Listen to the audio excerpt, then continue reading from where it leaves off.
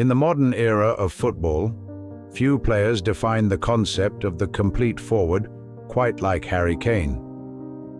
He is a master of the craft, a striker who balances the raw instinct of a predatory goalscorer with the tactical intelligence of a world-class playmaker. From the dusty pitches of North London to the grand stages of the Allianz Arena, Kane's journey has been defined by one singular, relentless trait: evolution. He was never the fastest player on the pitch, he wasn't the most physically imposing teenager, and he certainly wasn't the chosen one in a star-studded academy. Today, we explore the rise of Harry Kane. A career built not just on talent, but on an ironclad mentality and an obsession with perfection. Harry Kane's footballing education began at Ridgeway Rovers. It is a story often told, but worth repeating. Kane was briefly at Arsenal's academy, but was released at the age of 8. It is a moment of irony that remains part of North London folklore. He eventually found his home at Tottenham Hotspur, but the road to the first team was far from linear. In the early 2010s, Kane was sent on a series of loans that would either make or break him. Leyton Orient, Millwall, Norwich City, Leicester City, these were the proving grounds. He struggled at times.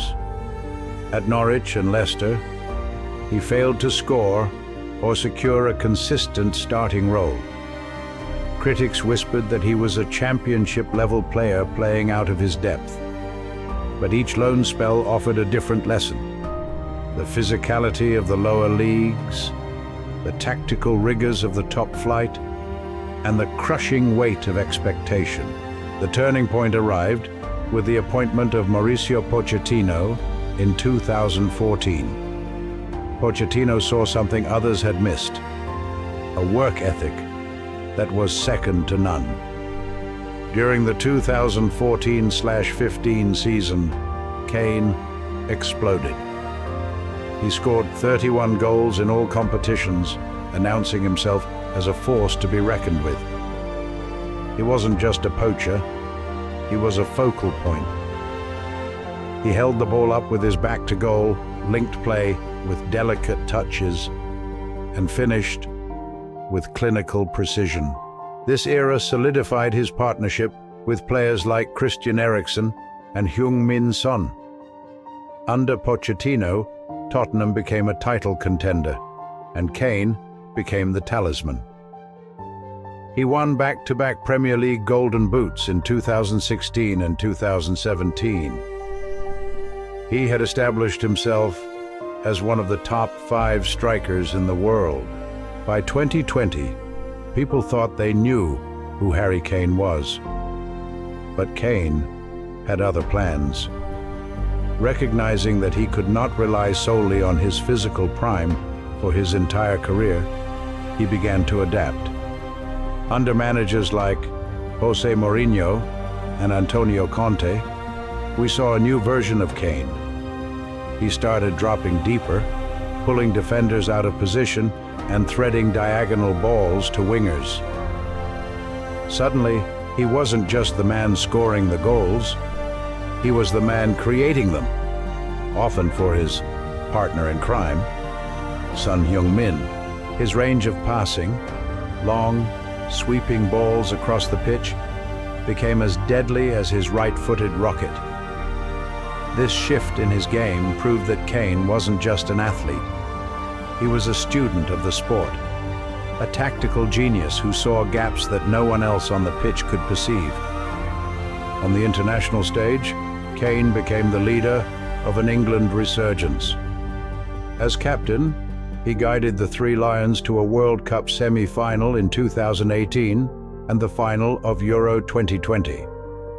He broke the national team's all-time scoring record, surpassing Wayne Rooney. However, the shadow of a missing trophy hung over his career. Despite his individual accolades and his status as a legendary figure in English football, the major team honors remained elusive. It became the defining narrative of his time at Tottenham. He was the greatest player to never lift a major trophy. A narrative that weighed heavily on a man who desperately wanted to cement his legacy with silverware. In the summer of 2023, the inevitable happened. Seeking to win and challenge himself in a different environment, Kane moved to Bayern Munich. Transitioning to a new country and a new language is never easy. Yet Kane took to the Bundesliga like a duck to water. He broke records in his first season, becoming the fastest player to hit 20 goals in league history. He arrived in Munich not just as a goal scorer, but as a leader, striving to bring his winning mentality to one of the world's most storied clubs. For Kane, it is no longer about proving he can score. He has done that. It is about proving he can lead a team to the pinnacle of European football. It is the final chapter in a long pursuit of glory. What makes Harry Kane special isn't just the goals. It's the resilience to bounce back from being released as a child. It's the humility to adapt his game as he aged. And it's the professionalism he shows every time he steps onto the pitch. He is a bridge between the old-school English centre-forward and the modern, versatile attacker. Whether or not his trophy cabinet eventually overflows, his place in the pantheon of football greats is already secured. He is a master of his craft, a record breaker, and, arguably, the most complete striker this century has produced. Harry Kane's story is a reminder that in football, as in life, growth is not a destination. It is a constant, unending process. And if there is one thing we have learned from him, it is that he is nowhere near finished yet.